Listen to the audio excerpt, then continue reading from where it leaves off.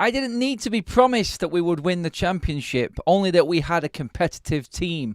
Words from our captain, Bruno Fernandes, on what he expected from the new ownership and why he signed a deal with Manchester United this season. This as Manchester United's transfer window starts to take shape, as we get rid of the players that are not part of that competitive team, and we start bringing in players that really are going to help Manchester United challenge for at least the Champions League this season. That's Bruno's vision, and Bruno has been talking a lot about Manchester United. We've got all of the rumours regarding the transfer situation that Bruno is probably alluding to, and what needed to change at Manchester United. Trying not to slag off other players that aren't good enough, but standards need to go up, and that's what Ineos are doing right now. Mctominay, Hannibal, Jadon Sancho are top topics for us this evening in terms of the out column. I'm going to talk about what's happening with Manuel Ugarte and why there's been a shift and a big push towards getting this done even sooner than what we first thought. Now, I'm going to give you all that information as well. Branthwaite talks still going on, but Manchester United actively planning for the future.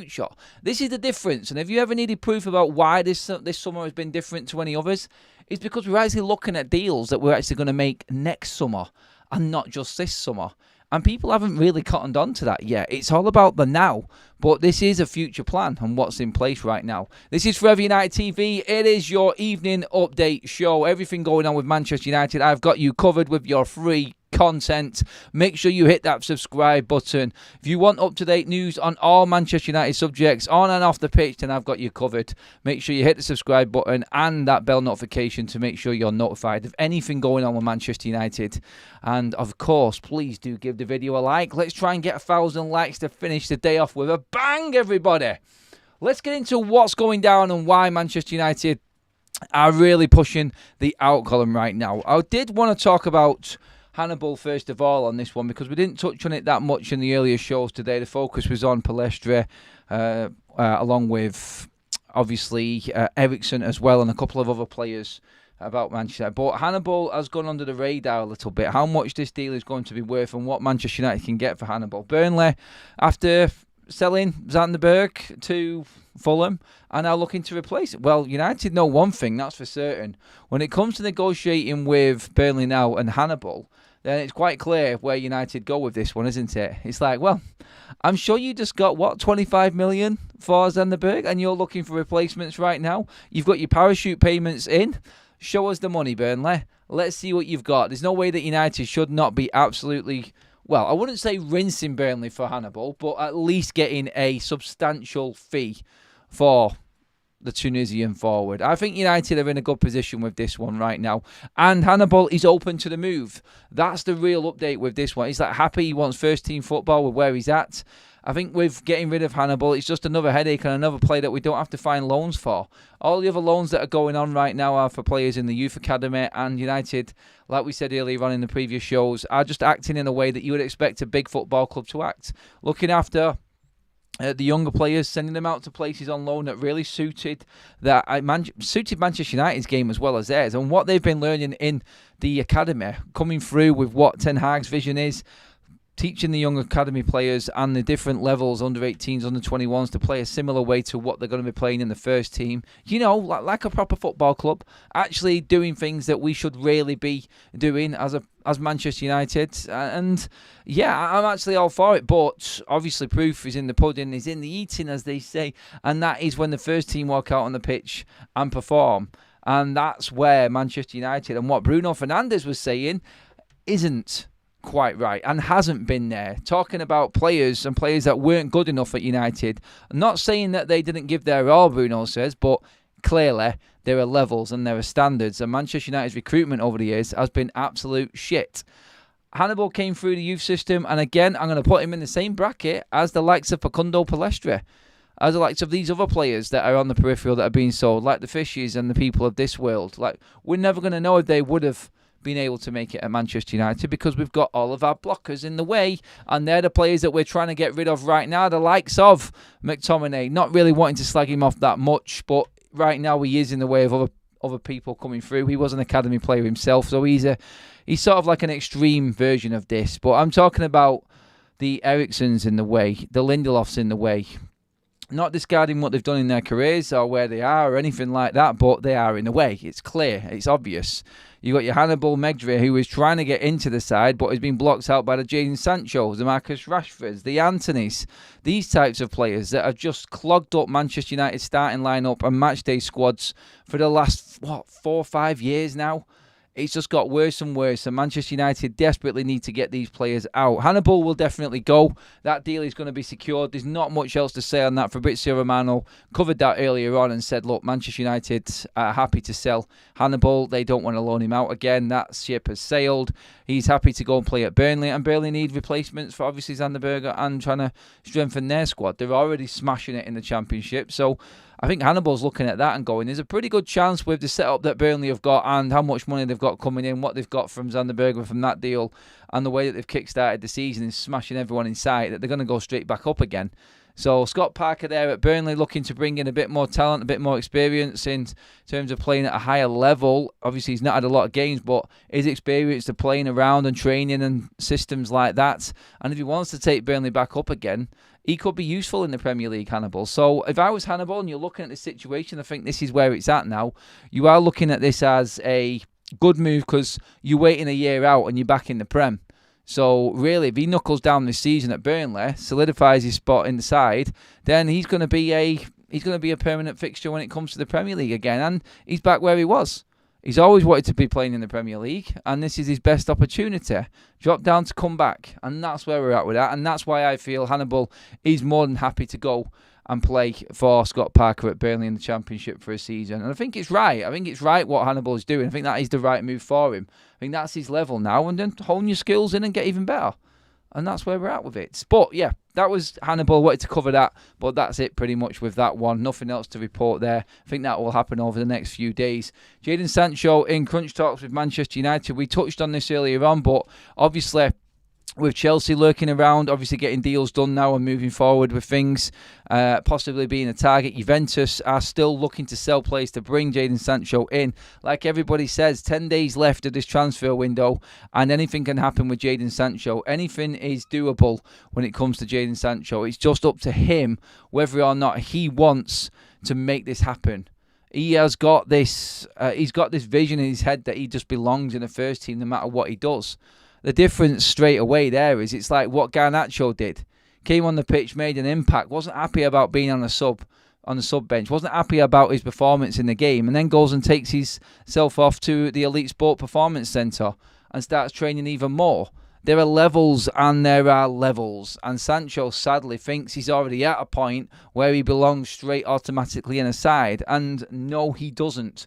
We know he doesn't, and hopefully he will realise this now in these next coming days. And I think I said before, the game against Brighton will be key and it will be crucial for Jadon Sancho because it will show him that he has got no space in this side. When everybody's fit, he isn't going to get game time. So Jadon Sancho, hopefully, will see the writing is on the wall and try and manifest a move away from Manchester United himself. And that's where the talks are. It's like we're hearing that Ten Hag is happy and can use Jadon Sancho, but it's not where Jadon Sancho wants to be. He doesn't see himself as a makeshift. He doesn't see himself as second rate and coming on off the bench. He sees himself as a starter. And I don't think he's going to prove that for Ten Hag. I don't think Ten Hag has ever got him in his plans or thinks that he is going to actually put him into that first team. So it's up to Jadon Sancho to make it happen for himself and convince Ten Hag that he's the right player. He's had that chance and it just doesn't look like he gives a shit, to be honest. I think he's seen his ass with being on the bench in the Community Shield. People like Graham who were there in the stand and a few other people there at Wembley who said to him, it just looked like he didn't want to be there. It's like he came on with the attitude of, I'm not a substitute. I shouldn't be coming on for other players. Well, tough shit, Jadon. This is the situation you're in right now. If you want to be that man that is the ultimate Manchester United failure, and we've had a few of them, we can put a lot into that category of players that are past it, haven't cut the mustard, and are just going to play out their wages until the end of their contract. Let's not forget, if he does stay, this is his 4th year at Manchester United, and then he's got 1 year left. I guarantee United won't be triggering any extra year on Jadon Sancho's contract anyway. But the reality with Jadon Sancho is exactly what I just described there. it's up to him if he wants to drop his wages, because United, and reports are saying, and there's a few people who have actually retweeted a few things regarding Jadon Sancho and what's actually happening with him in terms of this being a very interesting next 10 days for him. And fees haven't really been an issue. Like, transfer fees, not that much of a problem. He's still 24. This is the guy who helped Dortmund get to the Champions League final. There is something in that, and someone will look at Jadon and go, pretty much like Mason Greenwood and the start he's had at Marseille, hitting the ground running. Can someone actually find that? Is there anyone out there that can afford his wages? That's the only problem. Getting Jadon Sancho into a club isn't as a problem as much as someone being able to afford his bleeding wages. His wages are astronomical. Like, it's all right. You can structure a deal and say you bring in Jadon Sancho on a 40-year, on a £40 million deal. And then you're looking at his basic wages. So you could structure that deal for what? 3 years, paying what? Like £12.5 million for 3 years, basically. It's just over 13 million, isn't it? Installments over that period. And yeah, it's affordable. It is. But his wages cost just as much a year. That's what you can't have. It's like, yeah, it's all right, we can afford him, but you've also got to pay 13 million a year for his wages. And that's where the stumbling block is. He doesn't warrant that money. Ed Woodward and his merry men are the ones that have caused the problem for United and Jadon Sancho himself in finding any football club that can afford him. He loves Borussia Dortmund. Yeah, it's home. It's fantastic. And everything that was good there. Yeah, but they can't afford you, mate. Because you think you're bleeding, or you think you've already made it. And that's the problem. That's where we're going to always have an issue with players like Jadon Sancho at Manchester United. Overpaid Woodward. Absolute... what's the word I'm looking for? Absolute letdowns, waste of time, waste of space, useless turds, whatever way you want to call it, like crap, basically. Absolute shocking. I'll give you a chance to get your opinion on Jadon Sancho here right now, and if you feel like he can actually make it anywhere else. Is there a club out there, after what you've seen Jadon Sancho perform like and what he's been like? Is there anyone out there that thinks that he can make it at another football club? I'm pretty confident he won't make it at Manchester United. But I honestly cannot see him making it anywhere else. I just don't think he's got it in him. Like, go and prove me wrong. Hopefully you do, and you sort of find something. Because if United are looking to actually loan him out even, just to get him out the door with an obligation to buy, at least if he goes out and plays well, and we can get that obligation actually over the line and make someone actually feel like they've got a player. Like, it's up to him, though. And that's the problem with all of this. Let's just see now. You got Ross says, it's mental to me that next summer they can drop 500k in wages again by moving on from Casemiro and Antony. Moving in the right direction takes so much time, unfortunately. Yes, it does. It really does.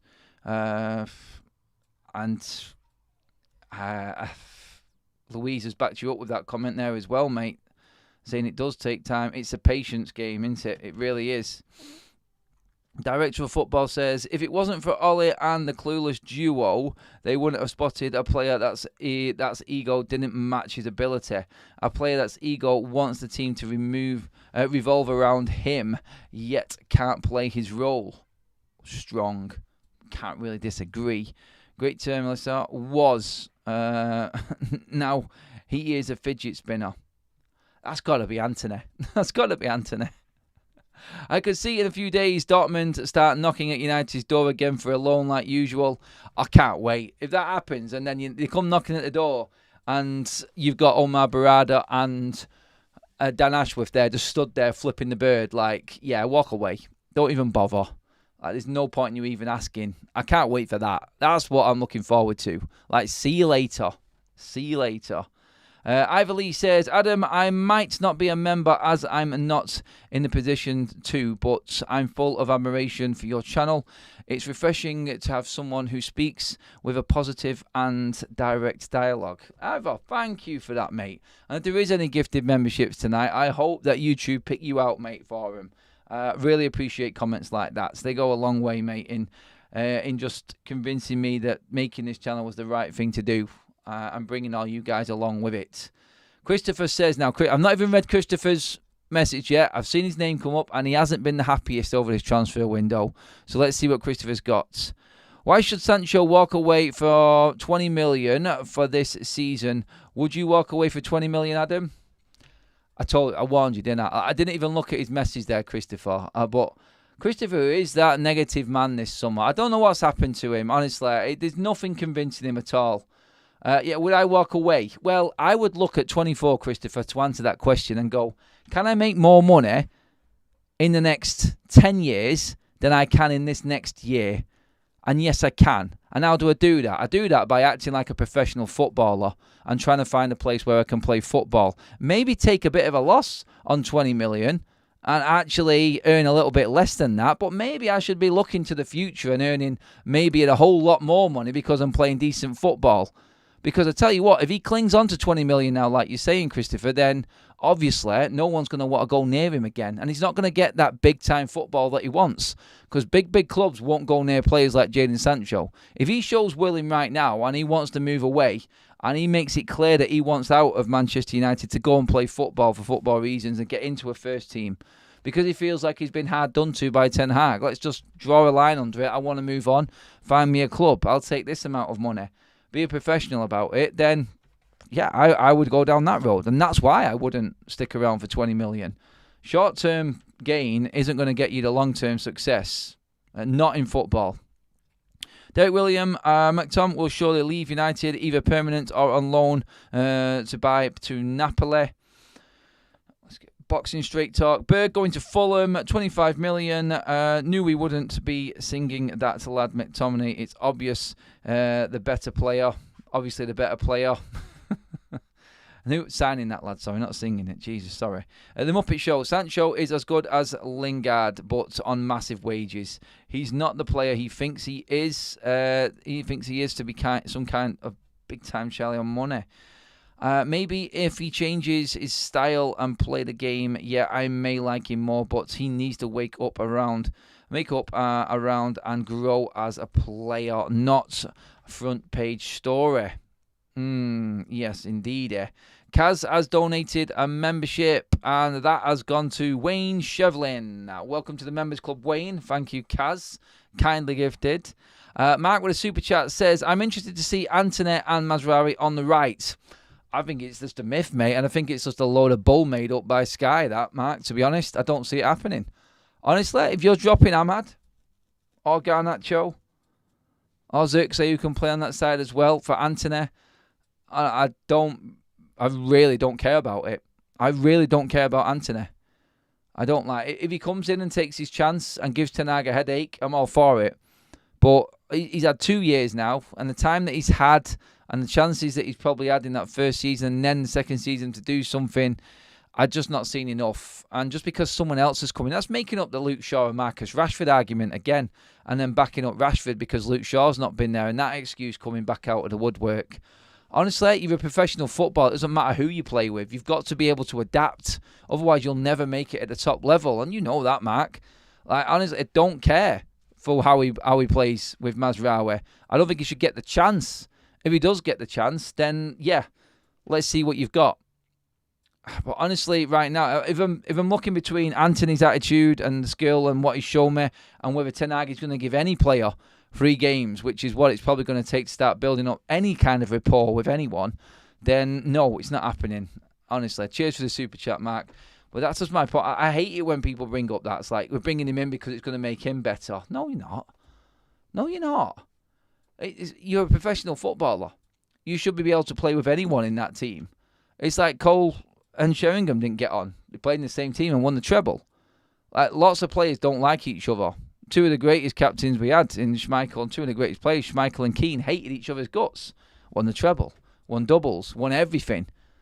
Like, to be bringing players in just to back up other players, I mean, honestly, it's kind of desperate, innit? That's just that. I'm a bit old school with that, to be honest. I may be over the top with it. And you guys tell me, where you at with it? Can you ever see Mejbri teaming up with Antony? I just don't see Antony getting in the side. Adam Sancho doesn't think that way, which is part of his problem. True. You just got to hope that some of these players actually see the light, don't you? Do you know what? Half the time, I slag them off, but I've done it with Rashford, I've done it with Sancho, I've done it with Lindelof, I've done it with many players. In my head, I'm telling the player, but really, I actually know that it isn't so much them, it's the people around them, like their teams, their representatives. Perfect example is like what's happening with Raheem Sterling right now. In his representatives coming out after what's happened with Chelsea. It's like these players have got so much power. It's ridiculous. It really is. And then I go back to Scott again, which I wanted to move on to next. Scott McTominay. And obviously now we're moving forward with the Napoli talks. And this is the only way out of Manchester United now for Scott. No one else is going to be able to afford him. It's like even Fenerbahce have come out and... Well, Scott McTominay, what was the report? I think it was in The Athletic, or one of the reports earlier on was saying, as much admiration as Jose Mourinho has got for Scott McTominay, Scott wasn't that keen on teaming back up again with Jose Mourinho, and I thought he would have jumped at the opportunity. But it wasn't so much Jose Mourinho, it was the fact that we were told all the way along that Scott was happy to go to Galatasaray. I mean, I've had Plettenberg saying it. There's a few people that have said it, big journalists that have also said it that he was happy and agreed to go to Galatasaray. That was that project that he's been looking for, that new project, something different. Well, that apparently is a load of crap because he wasn't keen on moving and uprooting over to Istanbul. So, garbage. But maybe he fancies Italy. Maybe he fancies a bit of Serie A and Napoli with Antonio Conte. But that deal is where it is now still. And I think, again... Look, we're not going to have to wait much longer now. We've got 10 days left. 10 days to actually see what Manchester United have got left in them in terms of trying to get the best deals out of these players. We've seen another one over the line today in Facundo Palestra, which takes us up to around about, I think, 67 million euros in player sales. Obviously, Scott McTominay would take us closer to the 100 million euro mark. And then you're looking at what Hannibal, who we just spoken about. I think United can easily get 10 million euros for him. I'm working in euros because that's how everyone's bleeding working it online right now. They've convinced me to go all bleeding European. But break it down whichever way you want. United are probably going to make more money this summer in Ineos' first pre-season and transfer window than we have ever post Alex Ferguson in terms of player sales. And we could have broke our transfer record post Alex Ferguson twice if Scott McTominay went, and it does go. And there is still a chance that he can go. So, really, you're looking at Scott leaving, Hannibal's going, you're looking at Palestra, who's already gone as well. Lindelof, like we said before, he's just had surgery on a trapped nerve in between his toes. So, I don't know if that's going to stop anyone buying him. Can they get through a medical with that? He's about 3 weeks away from full recovery. So, I'm guessing it wasn't that bad a deal. And he could probably run and walk, no problem, and start training again in a week. So, maybe that is enough to get Lindelof out of the door, and he can be back running again in a week's time. Still enough time to get him out before the window closes in 10 days. So that's the update with Victor Lindelof. So all of these sort of small fry signings are lining up, and everything is in place. And we've got one more to bring in, which is Manuel Ugarte. And Manuel Ugarte is moving forward, as we know, in the loan department. There was a bit of a delay, which I didn't even think of or pick up on, but George Mendes, the agent who has been dealing with this and pushing from the PSG side to make something happen, is actually now free to do more work because he has been concentrating on the João Felix deal to Chelsea, and that's taken up most of his time, according to reports. And you look at it and go, yeah, I can understand it a little bit now. I can, maybe this will start to move forward a bit quicker than what we first thought now. Maybe we're going to start seeing George Mendes get into everything that's going on with this and start moving it a bit quicker. Because United will want him in and done. We've said it before, it doesn't really matter when he comes in, if it's this week or next week, because I don't think he's ever going to get any time now for the Brighton game. Wednesday, tomorrow, we'd have to have him registered by Friday. Unless we get a here we go tonight, there's not a chance in hell that we can get Ugarte signed and registered for the game against Brighton. So he's going to miss one game. We play Liverpool on the 2nd of September, and the transfer window shuts on the Friday night. So we play Liverpool on the Sunday. The transfer window shuts on the Friday night, so any deal made would leave Ugarte available for the Liverpool game no matter what. So it doesn't really matter when in the next 10 days Ugarte comes through. He will be available for the Liverpool game. So no drama, no rush, no panic. Not in terms of getting him fit for a game. But again, I don't even know if Ten Hag would pick him for the Liverpool game because if you know what he's like. He likes to bed people in. So unless we sign him with a good, if we signed him this week and maybe he came in over the weekend after the Brighton game and he's got a full week to train before the Liverpool game, maybe you see him squeeze into the team, but honestly, just don't see it. I don't see it. And you know what Ten Hag's like? He likes to give players loads of time before he actually puts them in. So, I just don't see Ugarte. Definitely not for Brighton. And like I said, he'd have to be signed by a weekend, I think, to even be considered by Ten Hag for the game against Liverpool.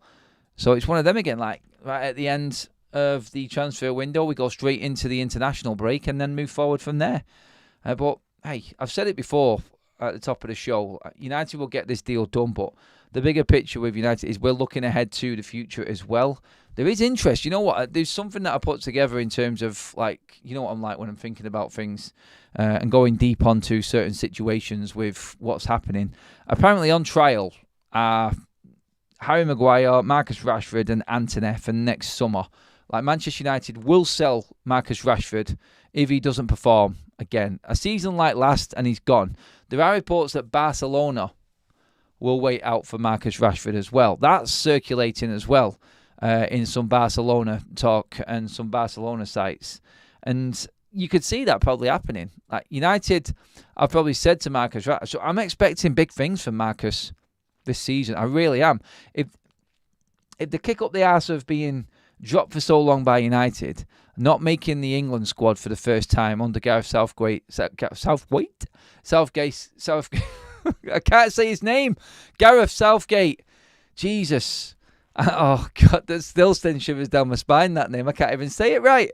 But first time in Gareth Southgate's reign as England manager. First time he's missed an international tournament. And now he knows he's on trial at United. If there was a kick up the arse, if ever there was a kick up the arse to beat all arse kickings, it's this one that Marcus Rashford has had. Turn up, son. For God's sake, understand where you're at right now. This isn't the United of old. This isn't bring your agent to work day just to get you off going on a piss up in Belfast.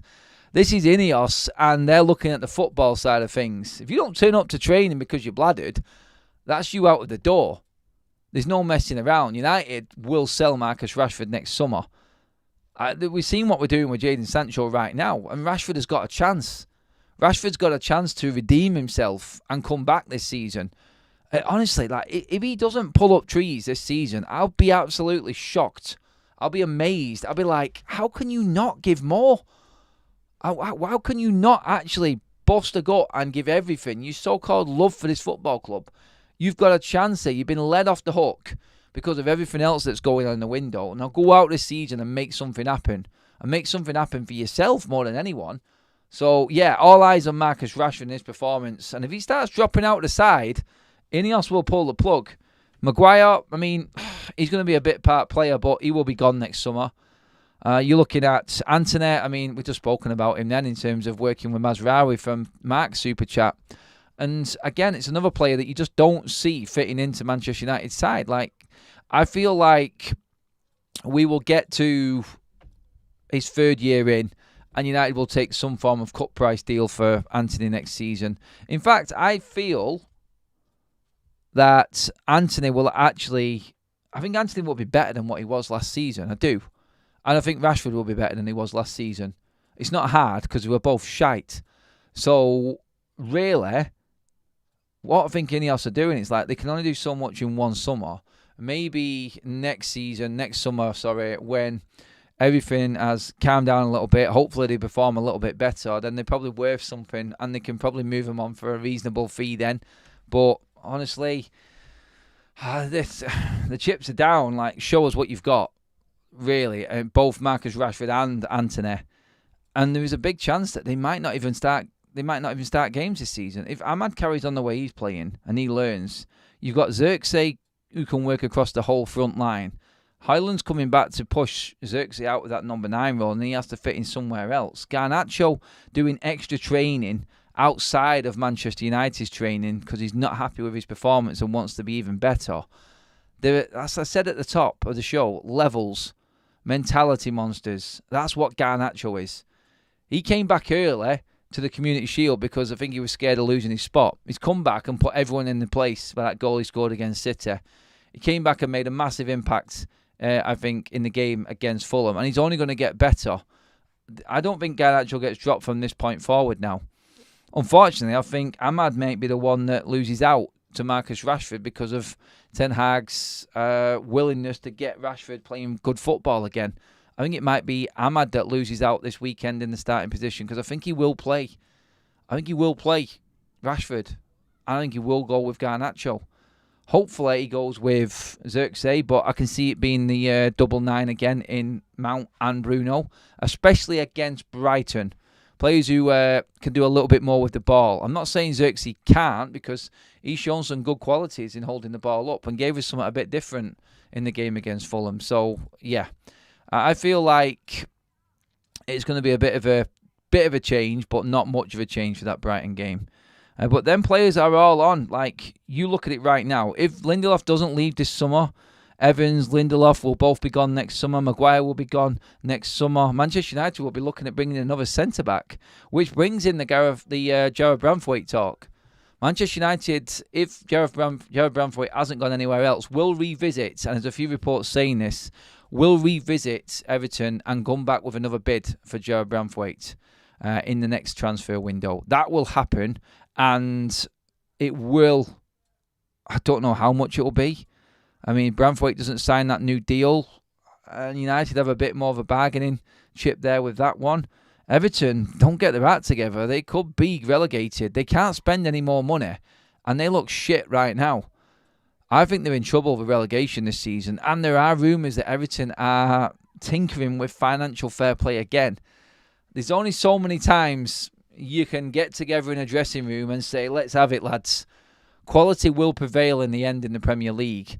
And if you don't take your chances, don't get better, then you are going to get found out. I think this could be the season when Everton get found out. The Brighton fans were singing to Evertonians like brand new stadium in the Championship.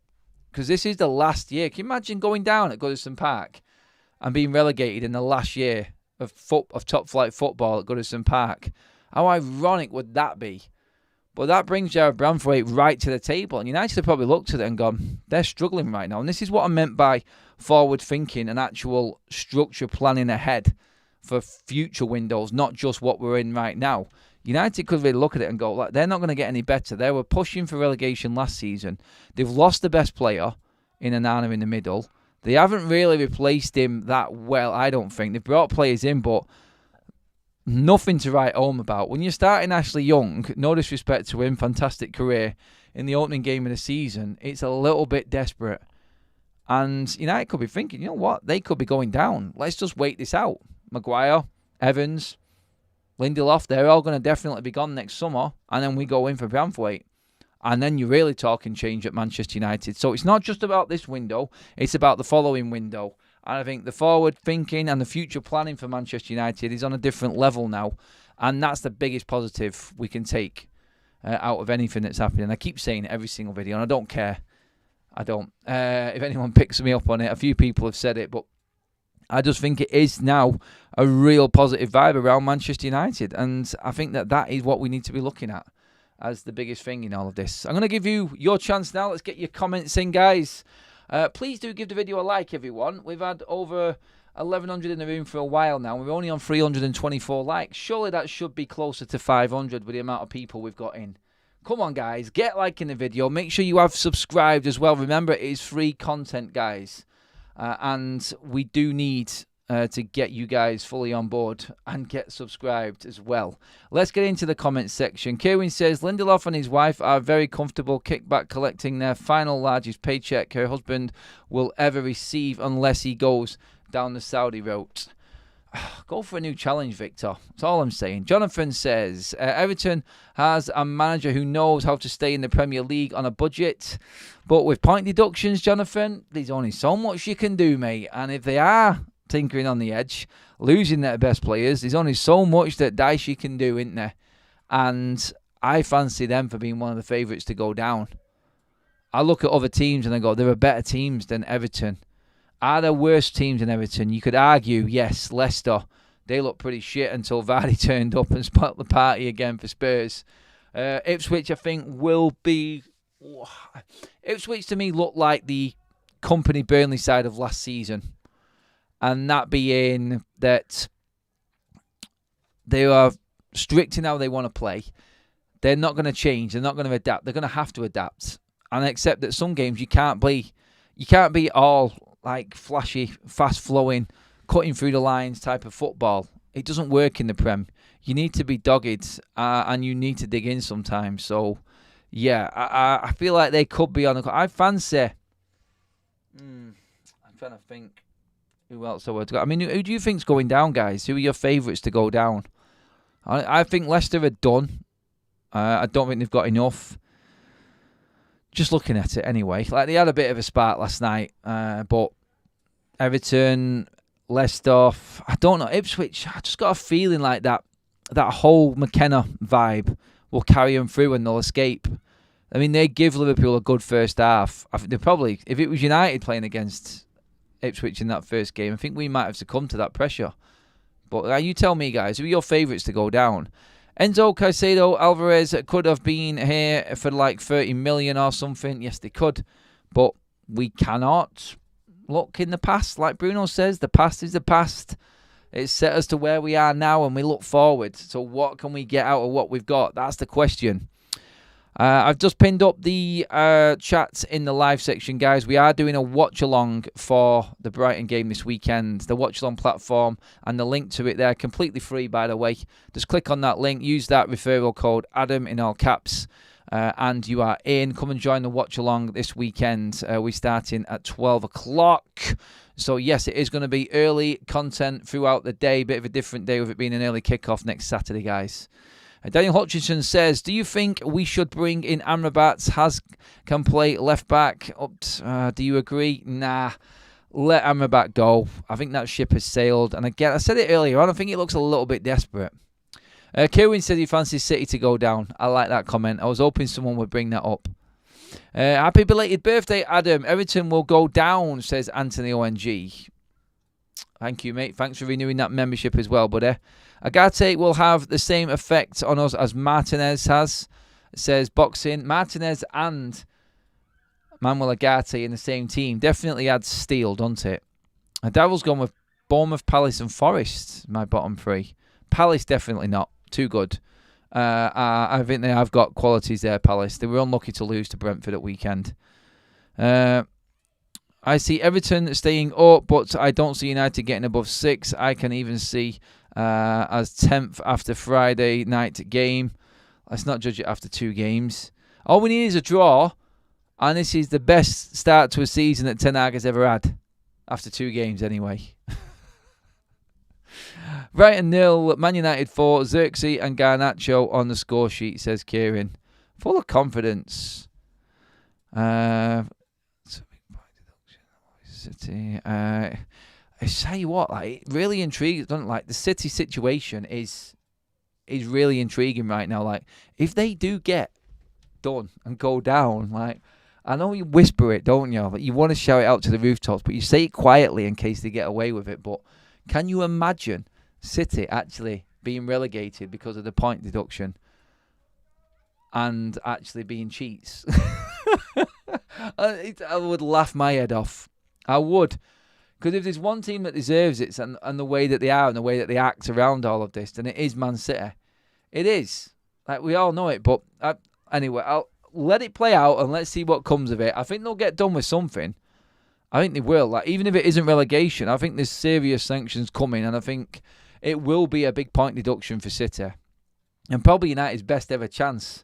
In fact, if you count into City and what's going on there, and that, 3rd and 4th place being so open right now, for the top 4. This is probably United's best chance to actually get into the Champions League and then really solidify that with a proper structured transfer window next summer. No one has got Manchester United anywhere near top 4, by the way. So many people don't think that United are getting top 4 unless you are a United former player, United fan, or along them lines. Like, everyone is saying that United are not getting in that. They're getting nowhere near. Some of them even got us out of the Europa League places. I don't think it's that. I don't think we're that bad. I really don't. Anthony ONG has just gifted 5 memberships. They've gone to Daryl Hart, Autumn Wind, Bexer Z, and Paul Greaves. Welcome to the Members Club, everybody. And Antoinette, thank you so much for that donation. You absolute legend. Hopefully it's lower than Championship. They should be down to Division 2. League 1, says Penguins. League 1? Yeah, getting the full Rangers treatment. That isn't off the table. That could be that big. It really could. Almost at 400 likes. You've had a monumental effort this evening, guys. Thank you so much. I know there hasn't been as much news tonight to get through. I think it's pretty much like a roundup of where everything is actually at right now with United. I expect it to get busy again tomorrow with more updates with everything. I think we'll get closer with Hannibal. More Sancho talks will come about from where we're at now. Let's not forget, you have to realise that we are very, very close to the end of this transfer window now. We're coming up into the last week, and things will happen. Things will definitely happen. People start to panic. People start to move players around. And I think United are getting Ugarte over the line. And I'm really intrigued to see what happens with these players and who leaves. Ugarte on loan, like I said before, United really, net spend-wise, if Scott McTominay goes, obviously Hannibal goes, we've got rid of Palestri today, and Lindelof maybe, and Eriksson. This will probably be one of United's lowest net spends. If McTominay goes and Sancho goes, miraculously, United could actually draw even, or break even, I should say, in terms of ins and outs for this transfer window. Who'd have thought that? The realities of what's left in this window and what could possibly happen are mind-boggling. They really are. But yeah, guys, that is us all done and dusted. Thank you so much. More subscribers today. Thank you to everybody who has just subscribed. I quickly wanted to just point out as well that in the chat, in the description, there is a link to football prizes. They are our new sponsors here on FUTV. As you guys can see there, the latest prize that's on offer this week is hospitality tickets to the United-Liverpool game this coming week on Sunday, the 2nd of September. This is your chance to get hold of these tickets, hospitality tickets at United for Liverpool against Manchester United. £3.95 for a ticket. You know how much these are worth? This is well worth it, guys. And there are spot prizes as well. Signed Garnacho shirt, frame signed Xerxes shirt as well, amongst other spot prizes as well on certain tickets. You can see there on the poster. Get involved. The link is in the description, guys. The top link in the description. Get into there and get your ticket. See if you can actually be there, like me, and get out on FUT and tell me what you think of the game when we beat Liverpool in 2 weeks as well. Hey, I don't know. I'm just saying, I'm wishful thinking. But yeah, link is in the description, guys, from our sponsors, Football Prizes. Get into that. Let's see if you can win. To be honest, if you bought up most of them tickets on that, it probably still wouldn't equate to how much that ticket would be for a hospitality at United for a Liverpool game. Definitely worth it anyway, guys. But yeah, get onto that. And that is us all finished, everyone. Thank you so much. All the other links are in the description. And I thank everybody again for tuning in. Let's just see. What's this? Right. And all this breaking news. Breaking news is in. What's happening just as we're about to go. PSG have offered Manchester United the chance to sign Manuel Ugarte on a season-long loan with an obligation to buy it. They're now growing optimism that the agreement will be struck. Oh, it's not breaking news, actually. I thought it was. I got excited. People are saying it's just in. But PSG have offered United the chance to sign Manuel Ugarte, a season-long loan with obligation to buy. United would prefer to buy Ugarte now, but there remains a gap in valuation of around €10 million. There is growing optimism. Agreement will be struck. Again, yeah, optimistic reports coming out that this will get done. Like we said earlier on, like they've agreed to doing the deal with a loan. Everyone's reporting on this now, and George Mendes, like we said earlier on in the show, he's here and he's on top of everything and will make this happen. I'm pretty confident we will have Ugarte in before the end of this window. That just scuppered the ending there, didn't it, a little bit? But guys, thank you so much. New members, super chats, mods, thank you. Great day. Well done, everybody. I will see you all bright and early in the morning for the update show. 8 o'clock, we may have more news on Ugarte then. Keep tuned in. Make sure you've hit that subscribe button and bell notification is on for when any news is breaking. You know I'm here. For Every United TV, I've got you covered. I'll see you in the morning, everyone.